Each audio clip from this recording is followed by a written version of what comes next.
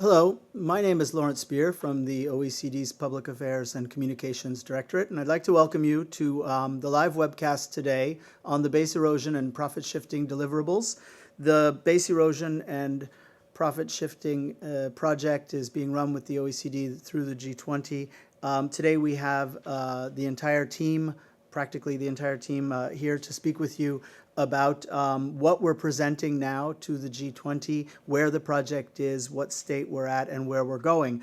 Today speaking will be Pascal Saint-Amans, the Director of the Center for Tax Policy Administration, Raphael Russo, who also works in the CTP and is the head of the BEPS project, Achim Prus, who's the head of International Cooperation and Tax Administration Division, and Marlies de Ruyter, who's the head of the Tax Treaty, Transfer Pricing, and Financial Transactions Division. I should mention that there are numerous people who are watching today. It's the reason we do these webcasts, to speak directly to you out there in the community, the people most impacted by this work. We'd like to keep the interaction as vigorous as possible, so please enter questions in the space provided on the webcast that you're watching. Also, you can send questions via email. You see the address right there, ctp.beps@oecd.org. And of course, if you're operating on Twitter, feel free to send tweets with the hashtag BEPS. I'm now going to hand the floor over to Pascal, who will give you an overview on where we're going, and then the team to talk about the individual deliverables today. Pascal? Thank you, Larry. Good morning, afternoon, evening to you all who are listening to this webcast. I'm very happy to be with you. We've just released the first package of the BEPS action plan a few minutes ago at a press conference with the Secretary General of the OECD, Angel Gurria. And we are very glad to now be able to get into some more details about the 7 deliverables which have been agreed and are now publicly available. To start with, we would like to remind you of the philosophy of the BEPS project and the 15 actions which were included in the action plan, which was agreed last year and presented and endorsed by the finance ministers of the G20 in Moscow in July 13 and by the leaders of the G20 in September 13. We do have a number of actions, 15, under 3 main categories. And the purpose of the whole exercise is to realign the location of the profit and value creation, the location of the activities, under 3 main categories. The first category is about instauring coherence in the international tax framework. And under that category, you have a few actions: fighting, neutralizing hybrid mismatches.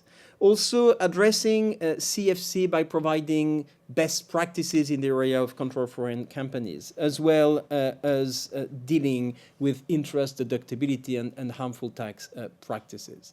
We have then a need to reinforce the substance of the international agreements which are in existence. I mean transfer pricing rules and tax treaty rules. And there you can see the measures preventing tax treaty abuse, the avoidance of the permanent establishment status, the transfer pricing rules on intangible, on capitalization, on the risks, and the Action 9 and 10, which deal with this issue. And finally, we have a need to improve transparency with better methodologies and data analysis of the phenomenon. That's Action 11 for the economists. Disclosure rules, mandatory disclosure rules, so that the aggressive tax schemes can be disclosed earlier, so that tax administrations can take positions on them, which would increase the certainty of these tax positions. Transfer pricing documentation with the issue of a country-by-country reporting. And last and certainly not least, improving dispute resolutions. Countries are not that good at eliminating double taxation in a number of cases. They want to put an end to double non-taxation. They will have to put an end to double taxation by improving dispute resolution mechanisms. We have 2 horizontal actions. One is a report on the digital economy. We'll get into the details of that report, as it is a 2014 deliverable. And we also had, and we'll also get into the details of this one, a report on the feasibility of a multilateral instrument. We are in the process of finalizing, delivering these 7 deliverables for 2014. They are out today. They will be presented to the finance ministers and the leaders in the coming days and a couple of months to the leaders.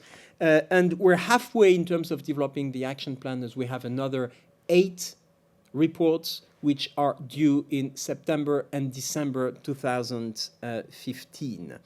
This first set of deliverables, I think, is quite significant to the extent that it is agreed by all the participants to the BEPS project, namely 44 countries. All the OECD countries, 34 members, the 8 G20 non-OECD countries, China, India, Indonesia, South Africa, Saudi Arabia, Russia, Argentina, Brazil, on an equal footing, as well as 2 accession countries to the OECD, Colombia and Latvia. But we also have included in the exercise the developing countries.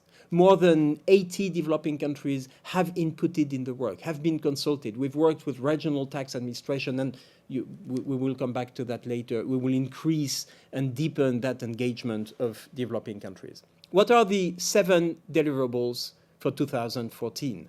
Well, I hope you can see them. We have a pile of documents here, and we have these 7 reports with an explanatory statement, which is quite handy, easy to read, and which is a good summary of the policy objectives that the countries of this project, involved in this project, want to achieve. This is a political statement. This was agreed by all the participants to the BEPS project. It describes the objectives and the content of the measures. We have, I would say, 3 reports and 4 instruments. The 3 reports are the report on the digital economy. What are the challenges of the digital economy? You may remember 2 years ago, a number of countries wanted to have an internet tax to address the challenges of some of the tech companies which are making a lot of profit without any physical presence in a number of countries. Where do we stand on that? What's the right response? This report will provide a response. But what is interesting, it's not only a report by experts. It's a country position, or it's the expression of 44 countries' position. 90% of the world economy agreeing on what the challenges are and what the responses should be. The second report is a progress report on harmful tax practices, Action 5. And here we do describe what's the state of play in terms of examining regimes in favor of intellectual property, the patent boxes, and also refining the criteria to address transparency. How can we make sure that lack of transparency doesn't result in harmful tax practices? The third report is about the feasibility of a multilateral convention. You know, it's a bit bizarre. We have 3,000 bilateral treaties. All countries have agreed and will agree next year on a set of tax treaty-related measures to fight BEPS. Should they then go back to their country and send their treaty negotiators across the world to renegotiate the 3,000 bilateral treaties? Couldn't we streamline the implementation through a multilateral convention? The purpose of this report is to explain how to do it. Is it feasible? The answer is yes. And how we could do it so that we could move forward. This is for the 3 reports. We also have 4 instruments. This is soft legislation. That's what the OECD is providing for. These are agreements among countries on what they should do. A commitment also to doing what has been agreed. And here we have a model tax legislation, domestic legislation on hybrid mismatches, as well as some treaty provision to neutralize hybrid mismatches. We have agreement on a set of provisions to put an end to treaty abuse. And here we went further than expected, because there is agreement that there should be a minimum standard to neutralize treaty abuse. The third instrument is about transfer pricing. How can we put an end to the tax benefits of locating intangible property in a cash box where nothing is happening except for funding and ownership? There is agreement that this needs to come to an end. How? There is an option which is still bracketed in the draft, because this will be impacted with further work. Action 9 in particular to be developed next year.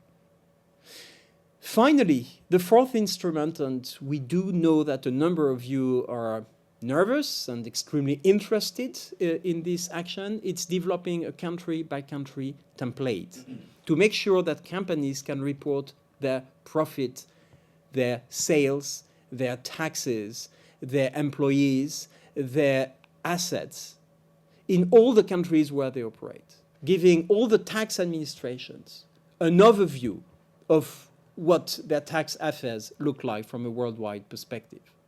This will go to tax administration and tax administrations only through a secured mechanism to make sure that the information ends in the right hands. But this has been agreed, and I think this is a big achievement of this BEPS package. We're halfway. Another 8 measures will have to be developed in 2015, will be consolidated. The measures which have been agreed are agreed, but they will be formalized from a legal perspective, turned into recommendations later on in 2015 when we have the whole package. But we can already communicate on these, which gives a sense of the new international tax framework. I will now turn to my colleagues who will get into the details of these different measures.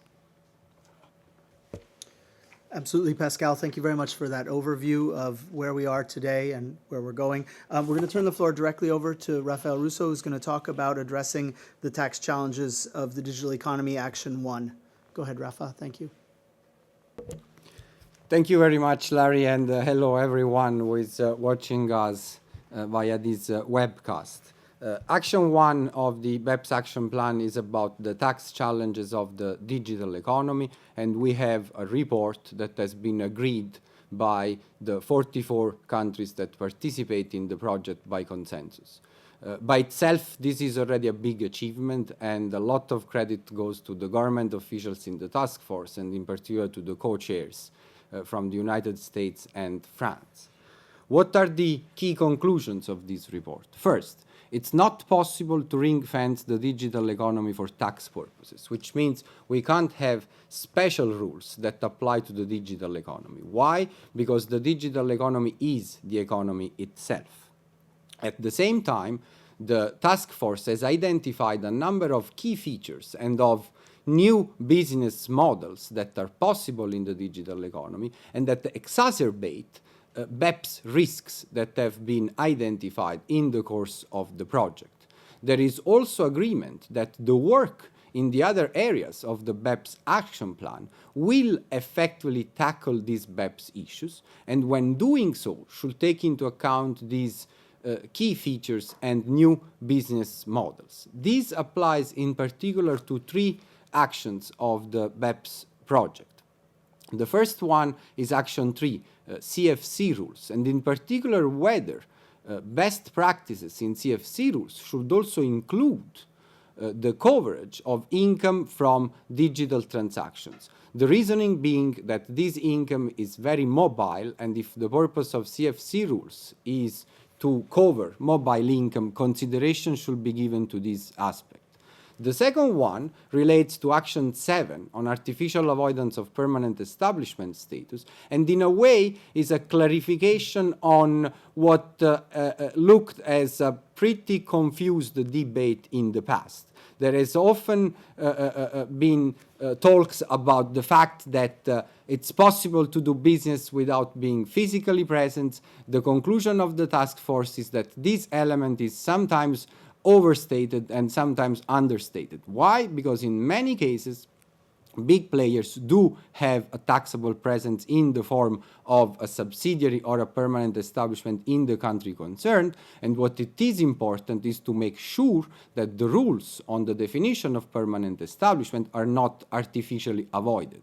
In particular in relation to activities that in the past may have been of a preparatory or auxiliary nature, and because of changes in business models have become core activities for the enterprise, and in relation to the effective negotiation of contracts by local sales force, when however the contracts are either concluded online or directly abroad. And finally, in the area of transfer pricing, three key elements to take into account. One, the mobility that characterizes intangibles that are a key asset in the digital economy. Second, the value of data and how that should be taken into account. And third, the spread of global value chains with a number of activities within the supply chain that are spread around the world, and how should this be taken into account, and whether profit split methodologies are the best way to address them. In addition to these BEPS issues, the task force also analyzed some broader, more systemic direct tax challenges, in particular in relation to nexus, to characterization and data.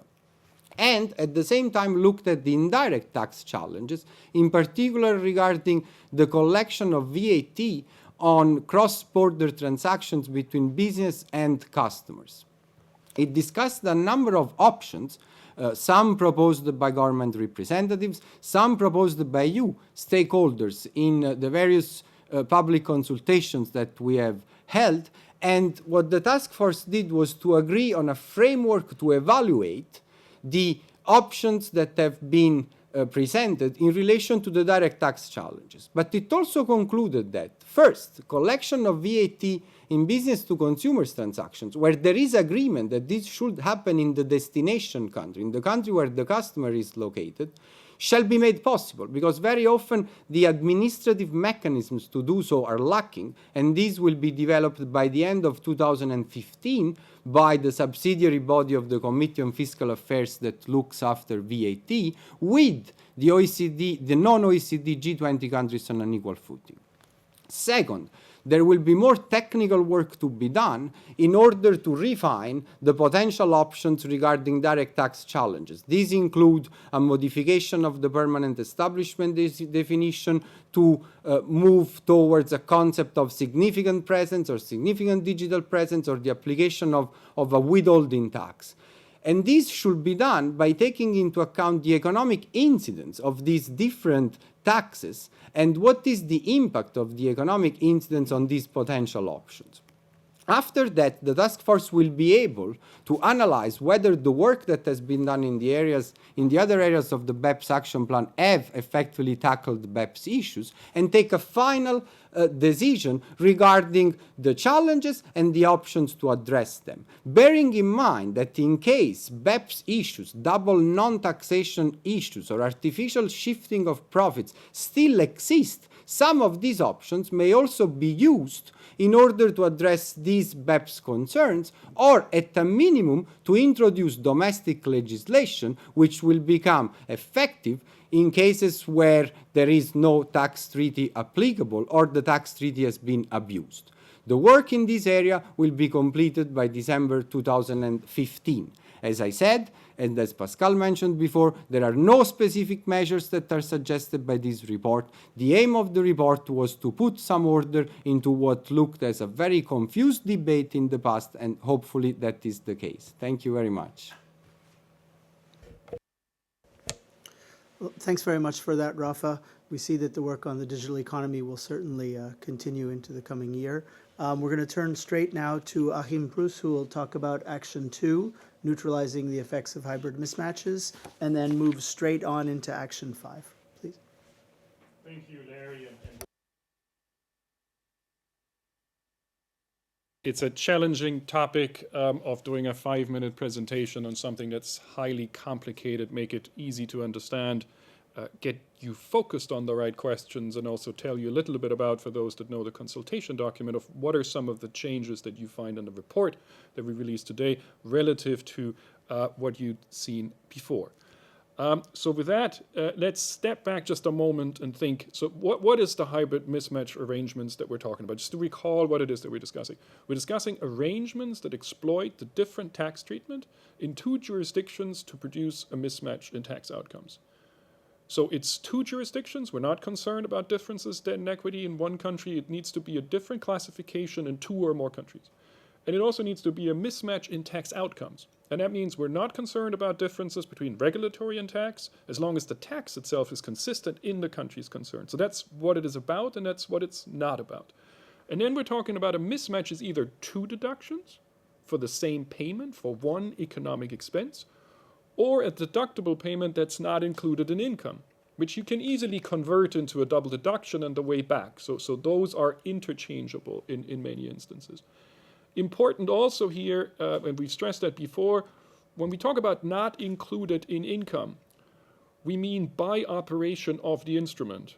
So if it's not taxed in the other country because it's a charity, there's a loss carry forward, we're not worried. So we're not looking at that. So it's important to see what really the scope is, what sort of arrangements we're looking at. And then moving on, I think, what are we trying to achieve? We're trying to achieve recommendations for domestic law changes and changes to the Model Convention to deal with hybrids, and we have released those today. I'm going to focus mainly here on the domestic law changes because we had most of the discussion, most of the interest is on that side, but it is a report that has both the treaty aspects and the domestic law aspects. I think we try to do something that is clear, automatic, and comprehensive to neutralize the tax mismatch, and importantly, without disturbing the commercial or the regulatory, the business consequences. When we say clear, it needs to be clear both for taxpayers and tax administration, and you will certainly tell us whether we met that standard. Clear is also an impact on compliance costs and on scope, and I'll talk about that in a moment. It needs to be automatic, and automatic means there's no proving, if you wish, whether the main purpose is in this country or the main purpose is another, or there's some request to a tax authority about a notice, whether it applies. They apply mechanically, and that does make it easier. And they need to be comprehensive. They need to be comprehensive because otherwise we're not solving the problem, we're just moving the problem. And if you then step back, why are we doing all of this? I think there's key considerations from a policy perspective. That's why we are in this space. It's a question of fairness, the small one, the big one, the ones that can do it, the ones that cannot. It's also a question of competition. There are situations where tax is driving economics in a way that is not economically efficient. So that's just stepping back, what we're doing, what we're trying to achieve. And I'm going to take you through the next slide at a high level, because I only have 5 minutes, just to kind of tell you roughly what's actually in the report. And all I'm trying to do here is illustrate 3 important concepts that are in the report. The concept of linking rules, the concept of rule order, and the concept of scope. By linking rules, we mean the basic operation of these rules means that where we would otherwise have double non-taxation, the domestic law of one country links to the law of another country to the extent it then closes the double non-taxation. That is what we link. It has minimum impact and limited collateral damage on the system of the other countries. It is not harmonization, and it is not relying on some general anti-avoidance rules. So it's the concept of linking rules. We take that concept of a linking rules and apply it to different situations. We apply it to a deduction no inclusion circumstance, we apply it to indirect deduction no inclusion, and we apply it to double deduction. We do this for instruments and entities.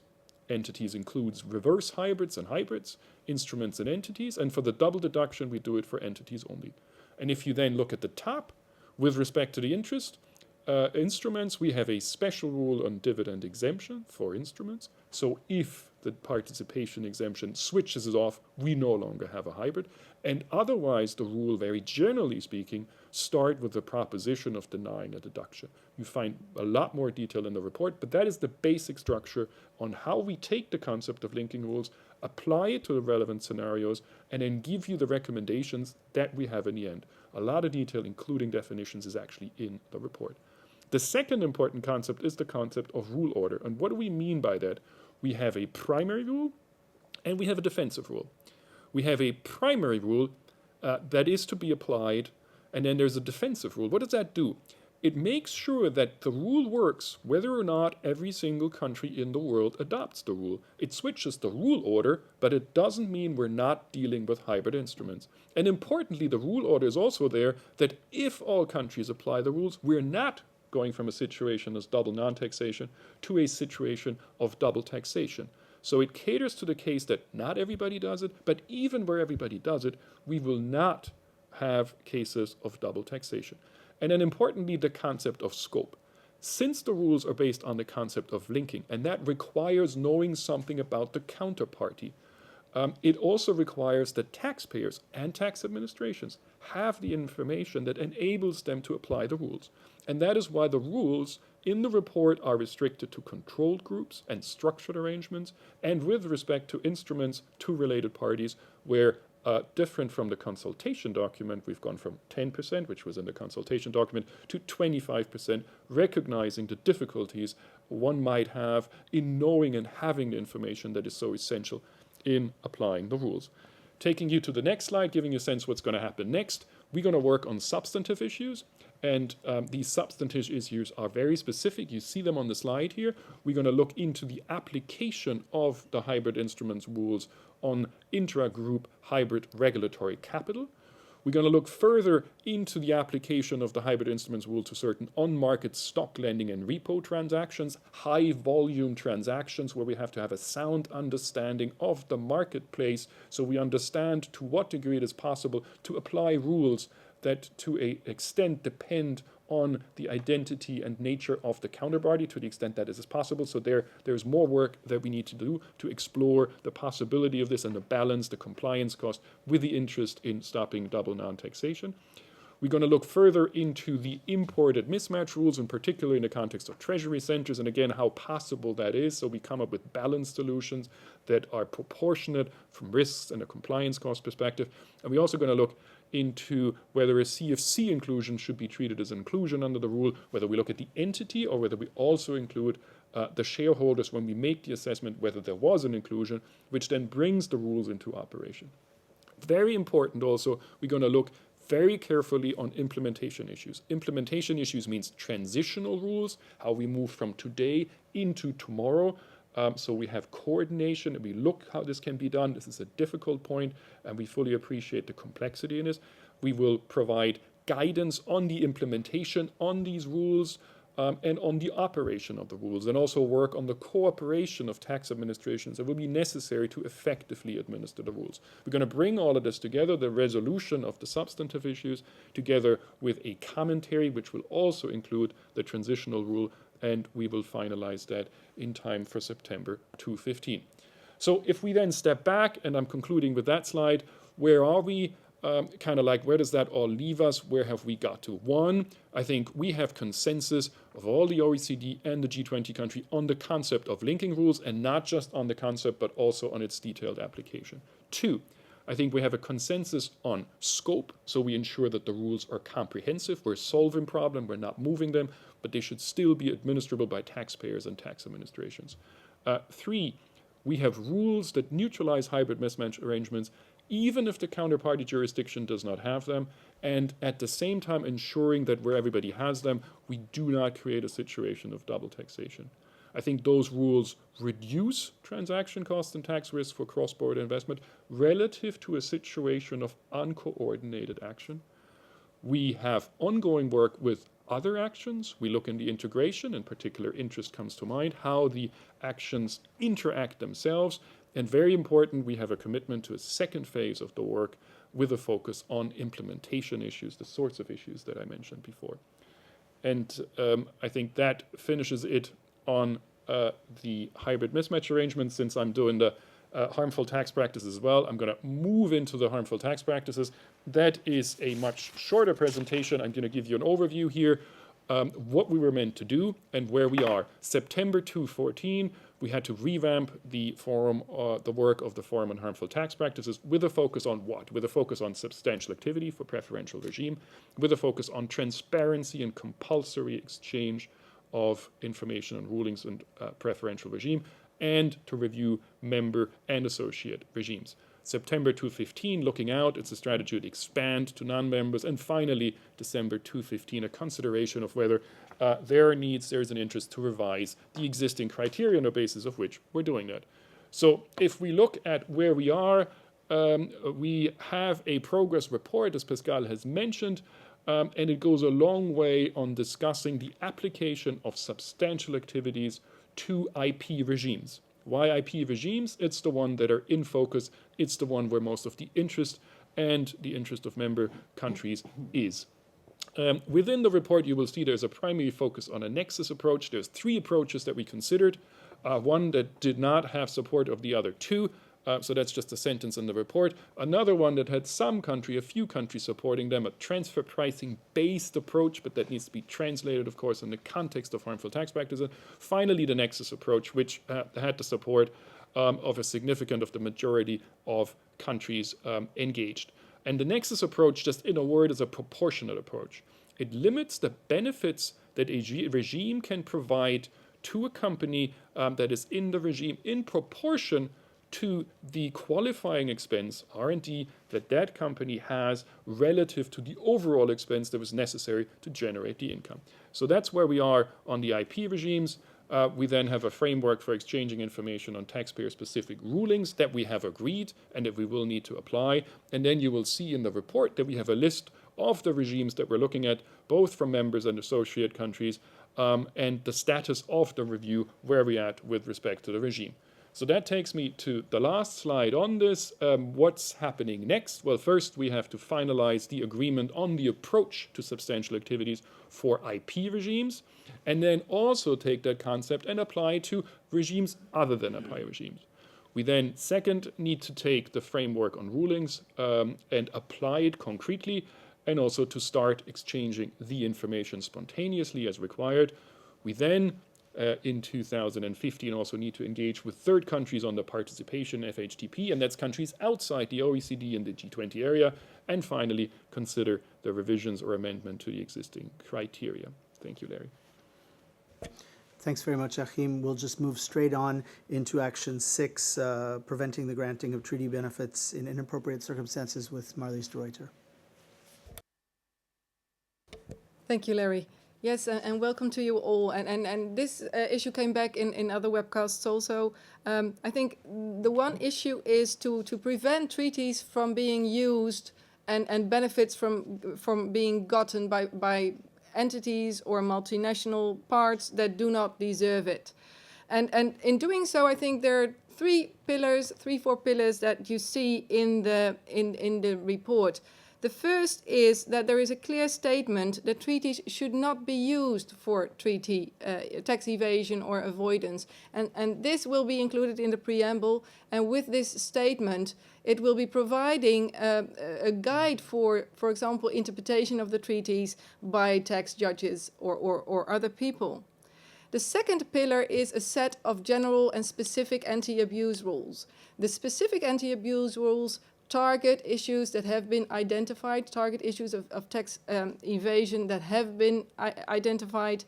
And the general anti-abuse rule, of course, also needs to target the issues that have not been identified yet.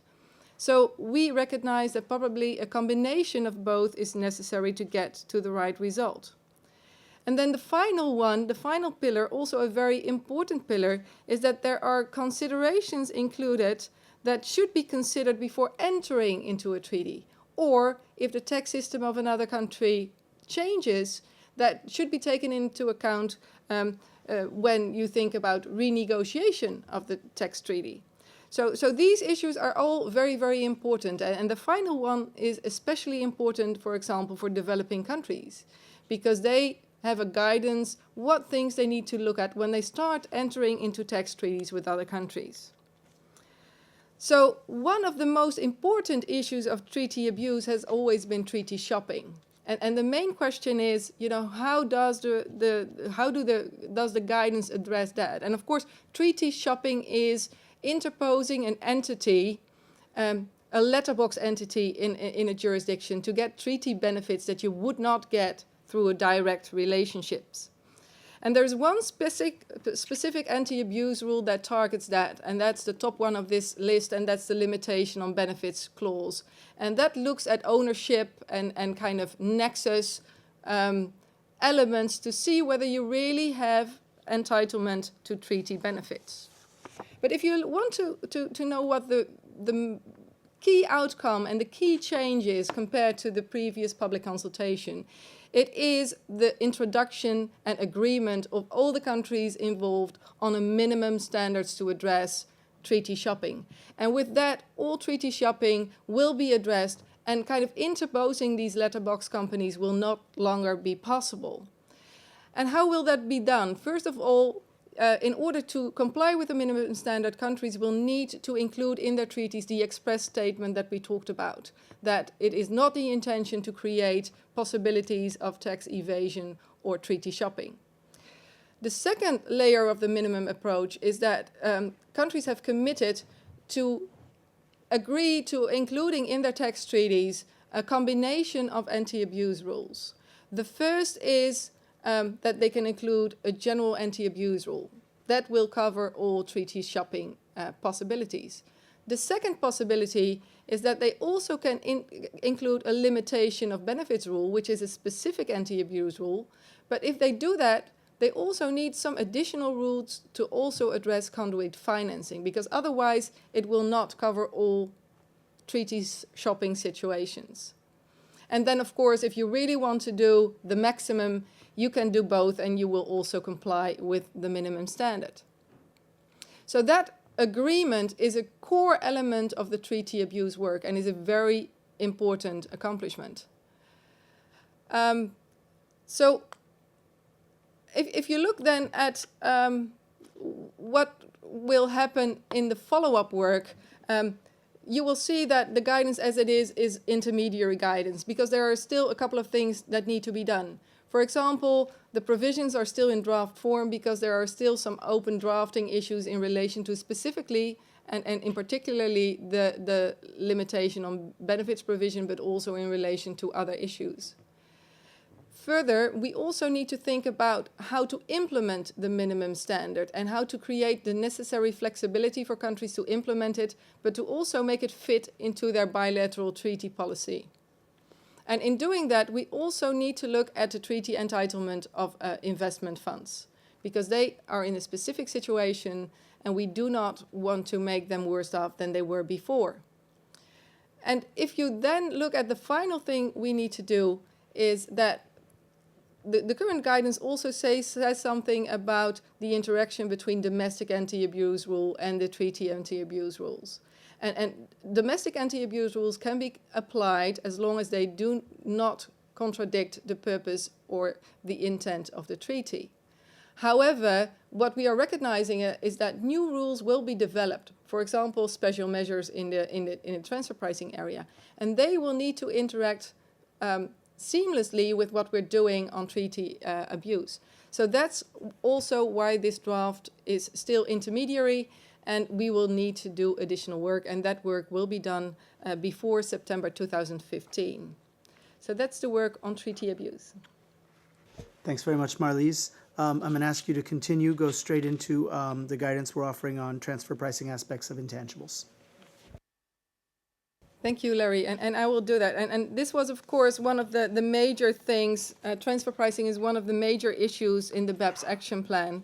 And if you look at that work, what you will see is that the current work on intangibles, which is the first phase of the project, kind of targets two chapters in the transfer pricing guidelines, Chapter 1 and Chapter 6.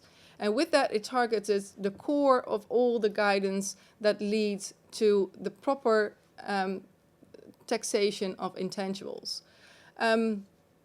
So what have we done so far, recognizing that there's still a lot to do on transfer pricing? First of all, I think it's important to recognize that we have reached agreement on how the profits should be attributed in relation to intangibles, how the expected returns in relation to intangibles should be attributed. And in doing that, we do that by first looking at the legal ownership and contractual arrangements, but as we recognize that those within a multinational can be very, very easily influenced, we test that by looking at what the parties are actually doing.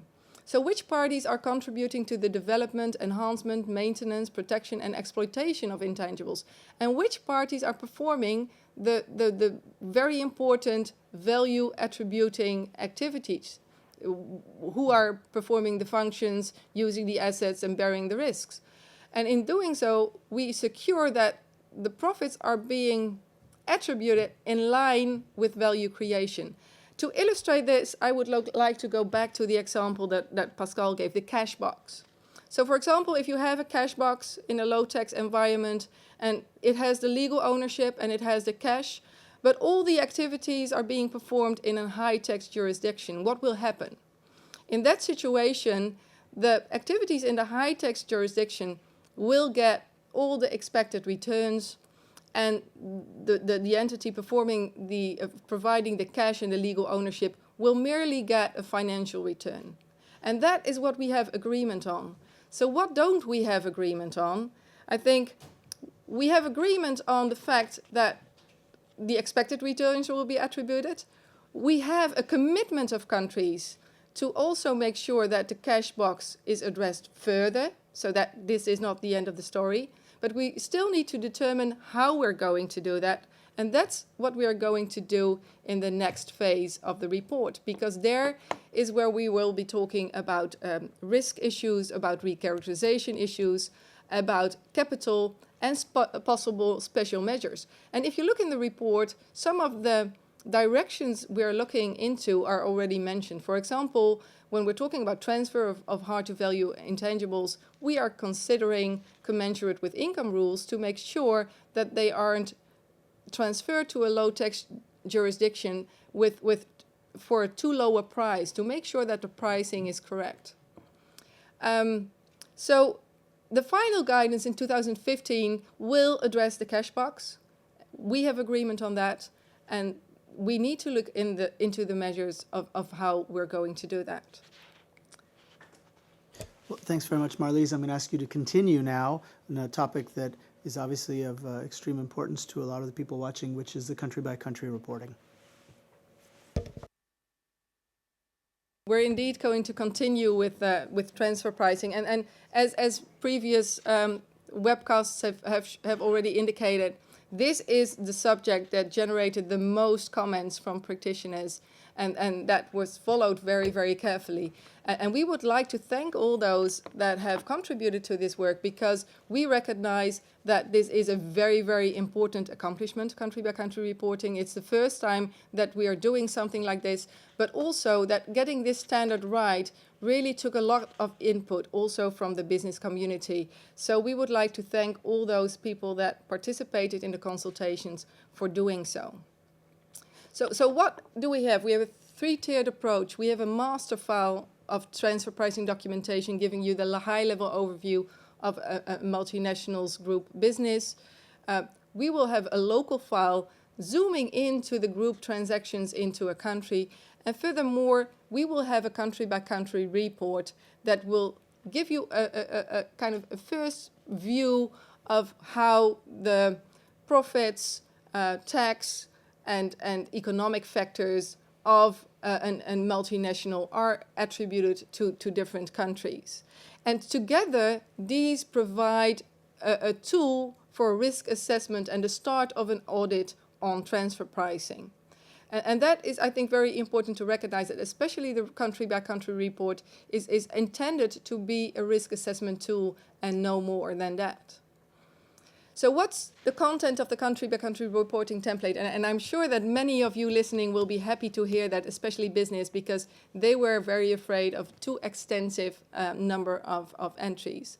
So it will include revenues, profit, income tax paid and accrued, stated capital and accumulated earnings, number of employees, and the tangible assets and other cash equivalents. So it will give you kind of the main factors needed for an analysis. But on an entity basis, we will be asking also some information. We will be asking which entities are incorporated in the countries and what the main activities are. So what does that learn? What does that teach you? Suppose you get a balance sheet. You get information on a cash box in a low-tax jurisdiction. You see 2 employees, you see $500 million in profits, and you see no tax. That is a risk assessment tool. And with that, you are able to see, you know, if I'm doing business with this entity, I really need to look at my transfer pricing. So what have we got agreement on? We have full agreement on the content of all these 3 tiers of the transfer pricing documentation. What we still need to do is look at the ways of disseminating the information.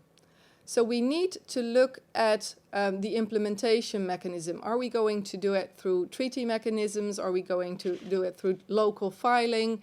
And that is what we're going to look at the coming months. What we're also going to look at is the scope of the obligation. So which companies will need to file the country-by-country report. Will it be all companies, or will it be mainly the biggest companies?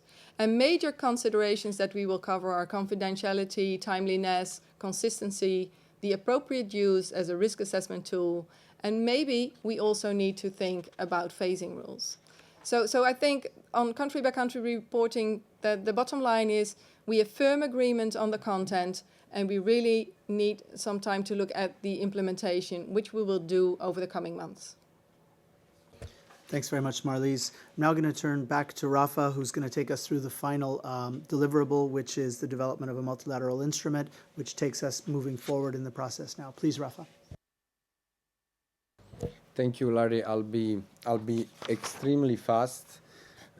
Action 15, as Pascal mentioned before, is about the feasibility of a multilateral instrument to amend bilateral tax treaties and implement the BEPS measure. So the focus was, is it possible? And we did get a lot of very useful help from experts in public international law, which helped us draft a report that has now been approved by government representatives in the CFA, so OECD and G20 countries. This report shows that there are a number of precedents in areas other than tax where a multilateral instrument has been used to modify bilateral tax treaties. And actually the annex to the report contains a number of examples in this respect with the actual drafting of the provisions. The report goes further and says it's not only feasible, but it is also desirable to do so and use such a multilateral instrument to ensure the sustainability of the consensus-based framework that we have today to eliminate double taxation on cross-border operations. So what is the main goal? The main goal is to streamline and make sure that it happens in a swift manner, the implementation of the treaty measures that have been developed in the course of the BEPS action plan. Next steps. Well, based on this report, at its meeting of January 2015, the Committee on Fiscal Affairs will consider a draft mandate for the actual negotiation of the multilateral instrument. So from feasibility to action. And in order to move to action, we need to get into the details of who should participate into the negotiation, what topics should be covered, when should the negotiation start and finish, and under which framework should these negotiations be carried out. All these will be considered by the CFA in January 2015, where a decision will be taken on how to move forward in this respect. Thank you. Rafa, thank you very much. I'm now going to turn the floor back over to Pascal Saint-Amans, who's going to talk to us a little bit more about the engagement of developing countries, but also the engagement with stakeholders, those of you watching, and where we go from here, what's next. Pascal? Thank you, Larry. Very quickly, just to remind you of the fact that developing countries have been deeply involved in this process, and we will strengthen and deepen their engagement in the coming months. We expect the G20 to ask this from us, and we are extremely happy to do that. We're proud to have 90% of the world economy involved in the BEPS project. We need to do better, and we will do better. You have here on the slide the main consultation aspects of what we have conducted so far with regional consultations, more than 80 countries, developing countries, which have inputted in the work, global forum, tax treaty on transfer pricing, on VAT, and as I indicated, we'll release sometime in October a plan to more deeply engage developing countries. I would like to go quickly so that we have time to respond to a number of questions that we have received. The stakeholders' input, which has been extremely valuable, so it's time to thank you all for your constructive and deep engagement in this process. You can see some figures on the number of comments we have received, the number of people who have watched the webcast, more than 10,000 viewers, not including the 7,000 people who registered for today's webcast. We will, of course, continue with the consultation. We will introduce something this year because we've taken away from last year's experience that there was something missing, which is a feedback on the comments we received. It's probably not fair for you to wait for the public release to know what we've done with your comments. So we are committing to get back to you with an explanation of what has been done with the comments. It will not be one by one, but you will have a feedback in form of a short presentation and explanation of what we've done with the comments. You can see that consultation will continue in 2014 by the end of the year and 2015. We will have first drafts out. We will have the public consultation meeting probably starting in January and going until March this year. And we invite you to consult the calendar, which will be online. The first draft for 2014-15 consultations will be online at the end of next week or early the week after. You will then have all the information so that you can plan on what's next. What's next? The release of the documents, their presentation to the G20, and of course the formalization of these instruments into legal instruments. You know that the OECD usually releases recommendations. These are drafts. They are agreed. It's a status which is in the middle of the road, if we want to say. There is agreement, but we didn't want to formalize legally these instruments as they might be impacted by 2015 deliverables, so that we can provide the highest level of certainty. We will wait till next year to formalize all these instruments. And of course, the work on the 8 2015 deliverables has started. It started already early in the process. We are quite advanced, and that's why we will be able to release draft papers for public comment by the end of the year. I think the webcast is coming to an end, and I will turn to Larry so that we can respond to the questions you have sent and you are sending in the remaining 10 minutes of this webcast. Thanks very much, Pascal, and all the panelists. Well, one thing that you've just mentioned, Pascal, was stakeholder input, and several of the questions we've received here are specifically on that topic. A number of people have asked us if you could give us some indication of the differences between these final reports being prepared today and the discussion drafts, and how the input was taken into account. How did we get to where we are today? I'm gonna just focus on hybrids for a moment to kind of illustrate what we've done. Just to give you an example, we had a very useful consultation. We had significant written input. We've taken those back, and as Pascal has said, we're going to have a more immediate feedback mechanism going forward across the actions.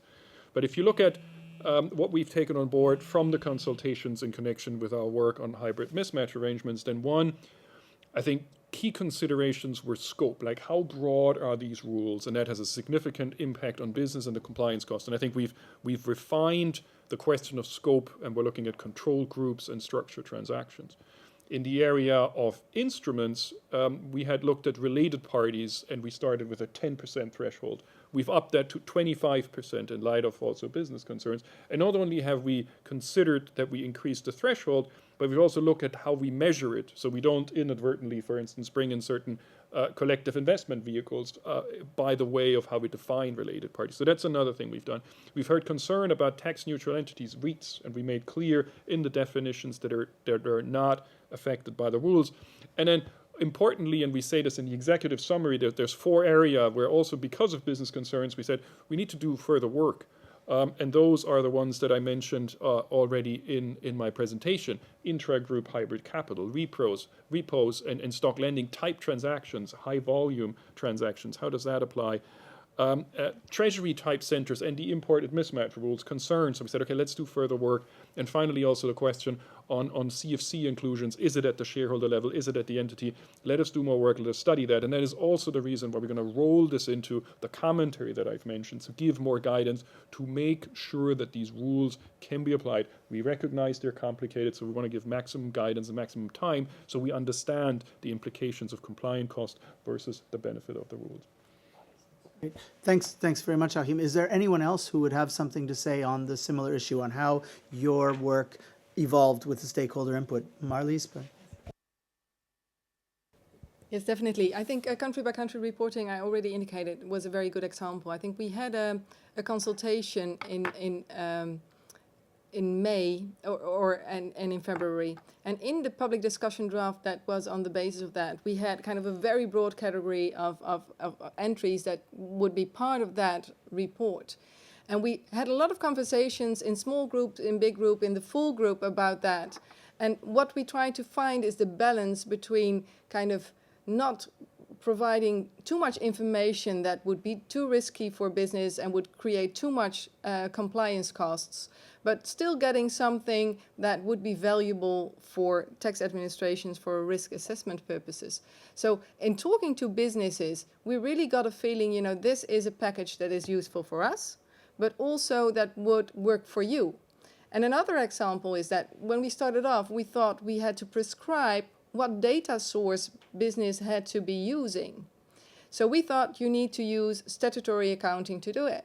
And when talking to business, what we found out is actually the source of data doesn't matter that much as long as it's used consistently. So in that way, we really, through our conversations with business and other stakeholders, we really got a feeling of this is a good balance. And what you also see is that was the balance that all countries could agree upon.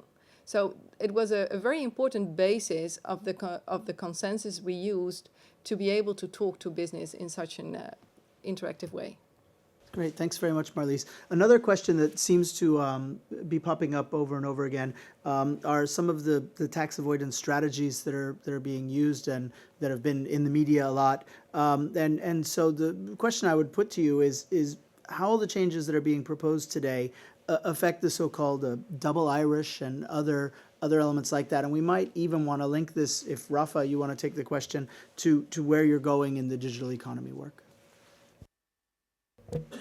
I'm not familiar with these structures, double Irish, but if we are talking about some sort of sandwich, I think the taste will not be as good as it was before once the BEPS action plan is finalized and implemented. And this is for a number of reasons. First, because the work that we have been doing on the transfer pricing aspects of intangibles will make sure that the return on these intangibles goes where the activities take place. The work that we are doing and will finalize next year on CFC rules will make sure that the country of the ultimate parent company gets its fair share of the total profits of the group. The work that we have done on treaty abuse will not allow the use of conduit structures that sometimes appear in these type of arrangements. The same applies for the work on hybrids, because there are variations of these structures that do rely on the use of hybrids. So I think if you consider that these structures are actually based on the interplay of a number of different rules, both in domestic legislations and in the international standards as embodied in treaties, the entire action plan and its implementation will have a damaging effect on them. Pascal, we might have time for one final question here, and I think it's also one that's popped up in several different remarks posted to us by viewers. The measures that we're delivering today are agreed. Number of them you've pointed out to us are not exactly finalized. People want to know, when can we expect implementation? What could be the first measures implemented? How can implementation possibly take place? Maybe you can give us a little feeling of that in the last 90 seconds or so that we have. Thank you, Larry. Very good question. Actually, it depends on the actions. As regards the reports, well, they are published. Digital economy, there is an agreement on how to address the challenges of the digital economy. And largely it's through the other measures which are included in the BEPS action plan, but there will be also some follow-up as explained in the report, immediate follow-up on VAT or some other aspects. As regards the report on the multilateral convention, we are mandated to draft a mandate for an international negotiation of a multilateral instrument. So the follow-up will be in the coming months with this mandate to be approved by the Committee on Fiscal Affairs and the G20 so that we can start a negotiation if it is decided so, which is very likely. As regards harmful tax practices, it's a progress report. There is not yet agreement on everything, but as Arim explained, on transparency, we will start the assessment of the regimes. On the patent boxes and intellectual property, there will be further work, and we expect that there will be agreement very soon. As regards the instruments, the interpretation of transfer pricing, there is agreement on the goal as reflected in the explanatory statement. That's a strong message for the tax planning community. I think you need to draw on that objective, which is asserted very firmly by all the G20 and the OECD countries. And this will be consolidated with the actions 9 and 10, which will be developed in 2015. And as you know, on transfer pricing, this is interpretation of Article 9, which is directly operational and does not necessarily require any changes in domestic legislation. As regards the hybrid mismatches, we have draft domestic legislation ready to be implemented. There will be some further guidance which will be provided, but it's ready to be implemented. And finally, on treaty abuse, here we have a commitment which is operational in terms of including in all the tax treaties this minimum standard, either LOB or main purpose test combined with domestic legislation, as described in Action 6. And this may also be translated in bilateral negotiation as well as in the multilateral convention. I will stop here because I think what matters is that as of today, there is a good visibility of what the new environment looks like, even though we need to wait also for the additional 8 actions which will be developed in 2015.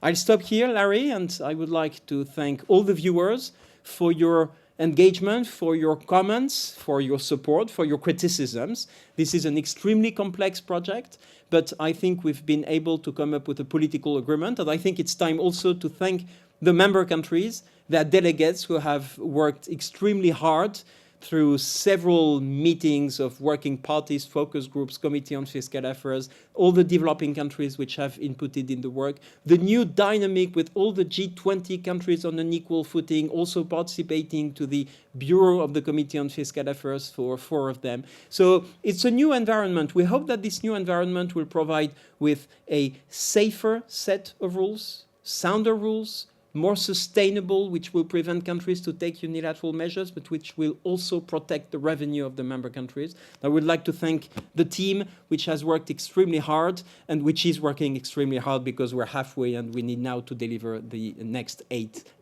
reports for 2015. So thank you to you all, and we'll see you soon, or you will see us soon on another webcast because we'll keep you updated so that we're fully transparent to you. Thank you very much.